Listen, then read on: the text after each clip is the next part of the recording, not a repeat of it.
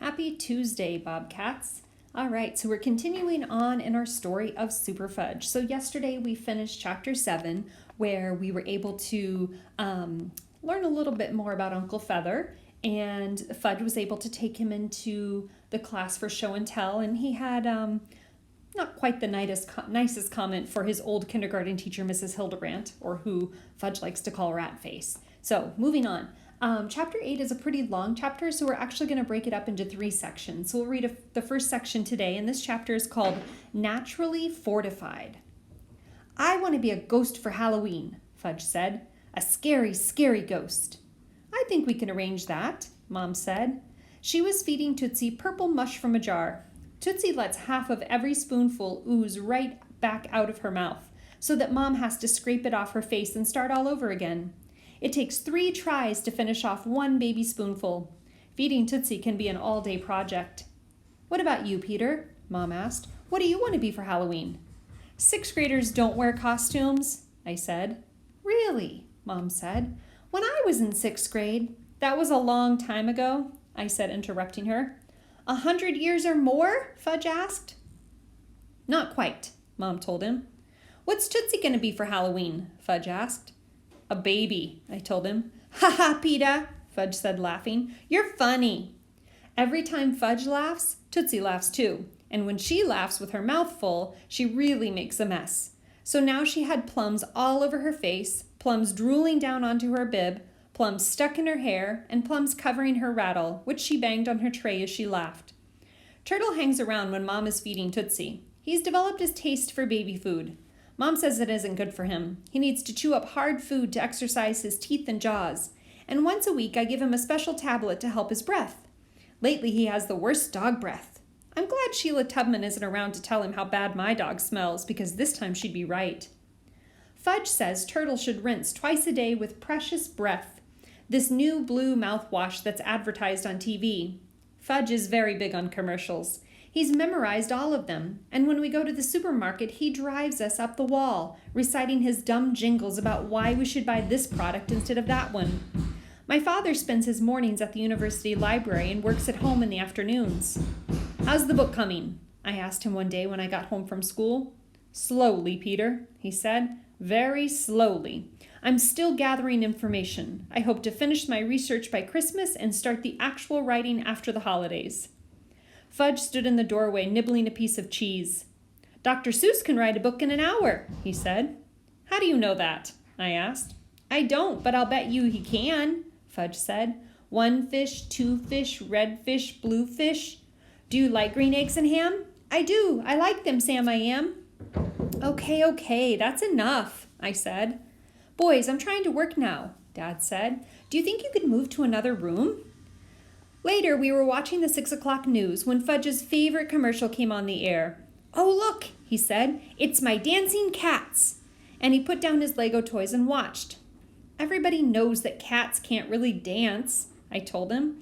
"It's just a lot of fancy camera work." "Shut up, Peter," he said.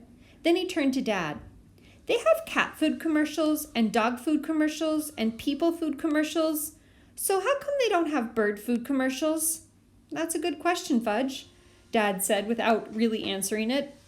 "Minor birds of the world unite," I began, trying to think up a clever commercial for bird food. "What's unite?" Fudge asked. Never mind. "You sound like Uncle Feather when you say things twice," Fudge said. "It's contagious," I told him. "What's contagious?" "Forget it," I said. "We should feed Uncle Feather Choco," Fudge said. "If you give it to the one you love, first thing in the morning, you don't have to worry the rest of the day. It has 45 vitamins. No, I said. "That's not it. It's fortified with vitamins." "That's what I said. 45 vitamins." "Not 45, I told him. Fortified. And I spelled it for him. Fortified. It means that vitamins have been added. "It does?" Fudge asked. "Yes," I said. "And anyway, you shouldn't believe everything you see on TV, right, Dad?" "That's right," Dad said. "You lie when you make up commercials?" Fudge asked. "No, but we sometimes exaggerate," Dad said. What's exaggerate? Fudge asked. We embellish to make our point, Dad said. What's embellish? Sometimes Dad has to stretch the truth, I explained. Thank you, Peter, Dad said. That's a very good way of putting it. How do you know so much, Peter? Partly because I'm in 6th grade and partly because I'm naturally smart. I answered. Then how come you got a 58 on your geography test? Fudge asked. Because Mr. Bogner tricked us with matching questions. What's matching questions?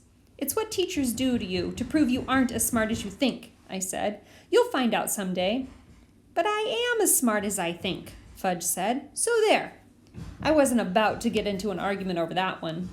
On Friday afternoon, Alex and I were downtown. We stopped off at the movie theater to have a look at the display of Superman photos. I had already seen Superman in New York, but Alex had missed it, so we decided that when it comes to town, we'll try to go and see it together. Next to the movie theater was an art gallery. There was something familiar about one of the paintings in the window. It was all white, with 2 black circles in the middle and a red square in the upper left-hand corner. I know that painting, I said to Alex. Doesn't look like much to know, Alex said. I snapped my fingers. That's a Frank Fargo painting. Alex shrugged. Who's Frank Fargo? My friend's father.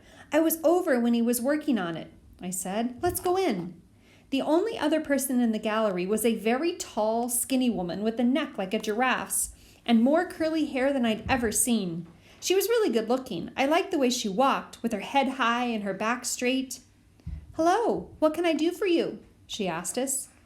We were wondering about that painting in the window, I said. The white one with the circles.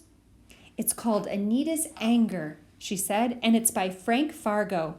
I told you, I said to Alex, who didn't seem that interested. I know him, I said to Giraffe Neck. He's my friend's father. Really? She asked. Yes. How much does it cost? Alex asked. $2,500, she told him. What? Alex said. For that? Yes, he's becoming quite famous. But it's nothing, Alex argued. I'll bet I could paint the same thing in an hour. Just like Dr. Seuss can write a book in an hour, I muttered. What's that got to do with it? Alex said. Nothing, forget it. It may look simple, she said, but I assure you it takes a lot of talent to paint